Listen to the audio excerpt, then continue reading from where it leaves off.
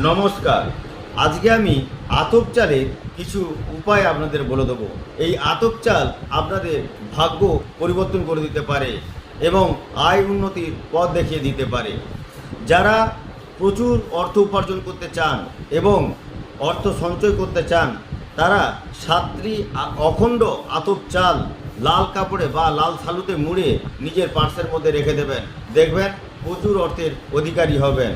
তাছাড়াও ব্যবসায় সাফল্য আনার জন্য মিষ্টি ভাত কাককে খাইয়ে দিন, দেখবেন ব্যবসায় সাফল্য আসবে।